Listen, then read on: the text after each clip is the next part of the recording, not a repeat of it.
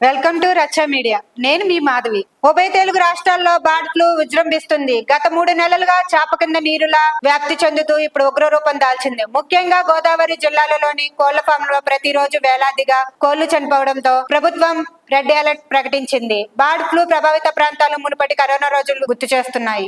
Red zone, quarantine, red alert, PPE కిట్లు, rapid response team, ఈ పదాలన్నీ మనం కరోనా సమయంలో పరిచయమైనవి. గత 2 సంవత్సరాలుగా అందరూ మర్చిపోయిన ఈ గతమంతా మళ్లీ గుర్తు చేస్తున్నాయి బర్డ్ ఫ్లూ వార్తలు.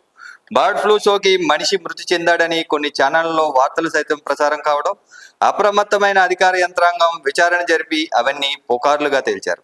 ఏదేమైనా ఏలూరు జిల్లా ఉంగుటూరు, తణుకు నియోజకవర్గంలోని వేల్పూరులో కోళ్ల ఫామ్లలో చనిపోయిన కోళ్లను పరీక్షించి బర్డ్ ఫ్లూ వల్లనే మృతి చెందాయని తేలడంతో అప్రమత్తమయ్యారు అధికారులు. కోళ్ల ఫామ్లకు కిలోమీటర్ వరకు చుట్టుపక్కల రెడ్ జోన్ ప్రకటించారు. 10 కిలోమీటర్ల వరకు ఉన్న ప్రజలు చాలా అప్రమత్తంగా ఉండాలని సూచనలు చేశారు. ఇప్పటికే ఇరు జిల్లాల కలెక్టర్లు ఘటనా స్థలాలకు చేరుకొని చనిపోయిన కోళ్లను ఖననం చేసే కార్యక్రమాలను పర్యవేక్షిస్తున్నారు. అసలు మనుషులకు బర్డ్ ఫ్లూ సోకుతుందా? ఒకవేళ సోకితే ఎటువంటి లక్షణాలు ఉంటాయి? ఎటువంటి జాగ్రత్తలు తీసుకోవాలి? నిపుణులైన వైద్యుల సలహాలను ఒకసారి చూద్దాం. నమస్కారం, నా పేరు doctor B Divyasri, Chaitanya emergency hospital నుండి మాట్లాడుతున్నాను. ఇప్పుడు ప్రజలందరిలో బర్డ్ ఫ్లూ అనే దానికోసం చాలా టెన్షన్ పడుతున్నారు. ఏంటి అనేది మనుషులకు వస్తుందా, ఎలా ఉండాలి, చికెన్ తినొచ్చా తినకూడదా అనే దాంట్లో చాలా ఆందోళన పడుతున్నారు. దీనికోసం చిన్నగా నేను బర్డ్ ఫ్లూ అంటే ఏంటి అనేది చెప్దాం అనుకుంటున్నాను. బర్డ్ ఫ్లూ ఫస్ట్ థింగ్, ఇది కొత్తగా వచ్చింది ఏమీ కాదు, ఇది ఎప్పటి నుంచో ఉన్నది. ఓకే, ఇప్పుడు కరోనా వైరస్ లాగా ఇది కొత్తగా వచ్చింది ఏం కాదు, ఎప్పటి నుంచో ఉన్నది. అండ్ ఇదేంటంటే మనుషుల నుంచి మనుషులకి రాదు, బర్డ్స్ నుంచి మనుషులకి వస్తుంది. బట్ మనుషుల నుంచి కరోనా లాగా ఒక మనిషి నుంచి ఇంకో మనిషికి వ్యాపించడం అలా జరగదు. అది కూడా ఎవరికి వస్తుంది అంటే బర్డ్స్ ఎవరైతే డిజీజ్డ్ వైరస్ వచ్చిన పౌల్ట్రీ ఉందో, అంటే చికెన్ ఇవన్నీ ఉన్నాయో, వాళ్ళని హ్యాండిల్ చేసే వాళ్ళకి ఎక్కువ వచ్చే ఛాన్సెస్ ఉన్నాయి. అంతే తప్పితే చికెన్ తింటే వస్తుంది అనేది మాత్రం కాదు. ఏదో చికెన్ హ్యాండిల్ చేసే వాళ్ళు జాగ్రత్తగా ఉండాలి.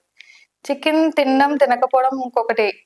ప్రజలు ఏంటి తినొచ్చా తినకూడదు అని చాలా మంది డౌట్స్ అడుగుతున్నారు. చికెన్ ఏంటంటే మనం చికెన్ బాగా ఉడికించిన చికెన్ అంటే యూజువల్లీ 70 degrees పైన ఉడికించిన దాంట్లో ఈ వైరస్ అనేది, ఏవియన్ ఇన్ఫ్లుయెన్జా వైరస్ అనేది చనిపోతుంది. సో బాగా ఉడికించిన చికెన్ తినడం వల్ల ఈ వైరస్ సోకించదు. యూజువల్లీ అంటే ఒకవేళ వచ్చిన మనుషులకి ఫ్లూ లైక్ సిమ్టమ్స్ ఉంటాయి. అంటే జ్వరం, జలుబు, దగ్గు, గొంతు నొప్పి ఆర్ కొద్దిగా ఆయాసం. బాగా వృద్ధులకి కానీ, డయాబెటీస్ కానీ, లేదంటే HIV సోకిన వాళ్ళు కానీ, ఎవరికైతే ఇమ్యూనిటీ పవర్ తక్కువ ఉంటుందో వాళ్ళలో ఇంకొంచెం సీరియస్ అయ్యే అవకాశం ఉంది.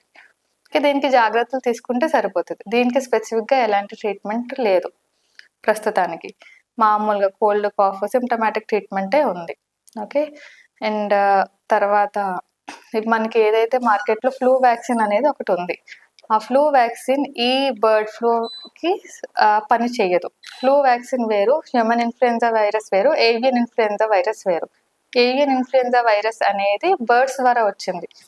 యూజువల్లీ ఇప్పుడు మన పక్షులకి కానీ లేదంటే యానిమల్స్ కానీ సోకిన ఏవైతే డిజీజ్ ఉంటాయో మనుషులకి రావు, కొన్ని మాత్రమే ఉంటుంది. అందులో ఒకటి ఇది ఏవియన్ ఇన్ఫ్లుయెన్జా వైరస్ అనేది బర్డ్ ఫ్లూ. ఓకే, దీన్ని రాకుండా జాగ్రత్త పడాలి అంటే డిజీజ్డ్ ఏవైనా పౌల్ట్రీ ఉన్నవి దాన్ని హ్యాండ్లింగ్ చేయకూడదు ఫస్ట్ థింగ్. తర్వాత ఏమైనా డిజీజ్డ్ ఉన్నవి సరిగ్గా అంటే పౌల్ట్రీ వాళ్ళే సరిగ్గా పూడ్చిపెట్టడం, రెడ్ జోన్ చేయడం ఇవన్నీ చేస్తారు. అంతేకాని చికెన్ తినడం వల్ల రావడం కానీ, ఎగ్స్ తినడం వల్ల రావడం ఇదంతా జరగదు.